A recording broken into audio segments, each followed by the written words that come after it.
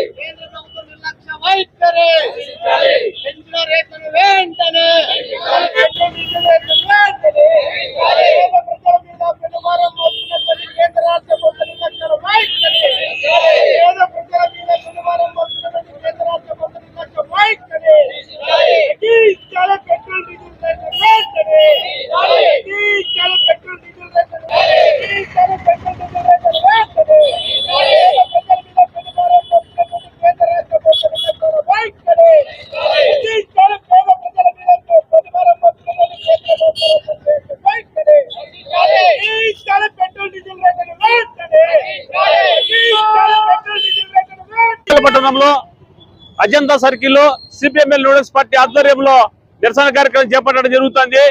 ప్రధానంగా కేంద్ర రాష్ట్ర ప్రభుత్వాల నుంచి నిన్న పెంచినటువంటి ఏదైతే పెట్రోల్, డీజిల్, గ్యాస్ సంబంధించినటువంటి ధరలను తగ్గించాలనేటువంటి పేరుతో ఇప్పుడు నిరసన కార్యక్రమం చేపట్టడం జరుగుతుంది. ఎందుకంటే ప్రధానంగా నరేంద్ర మోడీ ప్రభుత్వం వచ్చిన తర్వాత ఈ 12 సంవత్సరాల కాలంలో అనేక సార్లు పెట్రోల్, డీజిల్ ధరలు పెంచడం జరిగింది. ఇప్పుడైతే యుద్ధం పేరుతో ఏదైతే ఉందో యుద్ధం పేరుతో ఇరాక్ లో యుద్ధం జరుగుతుంది కాబట్టి దాని పేరుతో మొత్తం డీజిల్, పెట్రోల్ మీద దాదాపు కంటే ₹3.24 అదే విధంగా ₹3.14 డీజిల్ మీద పెంచడం జరిగింది.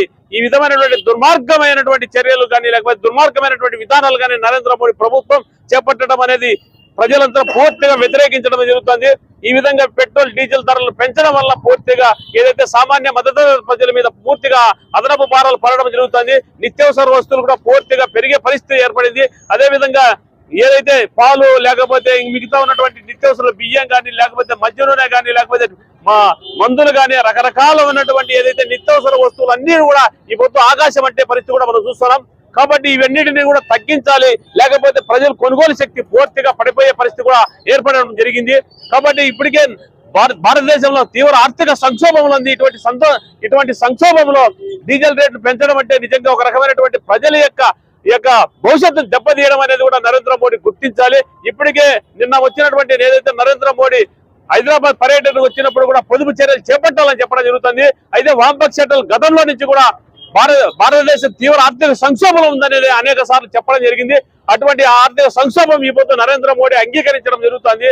ఎందుకంటే భారతదేశంలో బంగారు కొనద్దు, లేకపోతే వాహనాలు కూడా నడపొద్దండి, రకరకాలమైనటువంటి విషయాలు పొదుపు చేపడితేనే భారతదేశం రూపాయి మార్గద్రవ్యం కూడా లేకపోతే విదేశీ నిల్వలు కూడా నిలబడతాయని చెప్పే పేరుతో చెప్పడం జరుగుతుంది.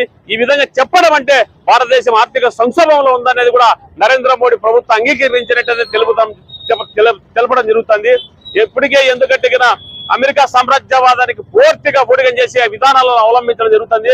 ఎందుకంటే మనం చేసుకున్నటువంటి వాణిజ్య ఒప్పందాల్లో కూడా ఏదైతే ఆయిల్ సంబంధించినటువంటిది కూడా కొనుగోలు చేస్తామని చెప్పి ఒప్పందాలు చేసుకోవడం జరిగింది. ఎందుకంటే మనకు చౌకగా దొరుకుతున్నటువంటి రష్యా నుంచి చౌకగా దొరుకుతున్నటువంటి ఆయిల్ కొనుగోలు చేసి ఈ విధమైనటువంటి రేట్లు పెంచే పరిస్థితి ఉండేది కాదు. ఇప్పటికైనా నరేంద్ర మోడీ ప్రభుత్వం ఈ ఆయిల్ మీద పెంచినటువంటి రేట్లు తగ్గించకపోతే వామపక్ష పార్టీల ఆధ్వర్యంలో కూడా పెద్ద ఎత్తున ఆందోళన కార్యక్రమం చేపడతామని చెప్పి కేంద్ర రాష్ట్ర ప్రభుత్వాలు హెచ్చరించడం జరుగుతుంది.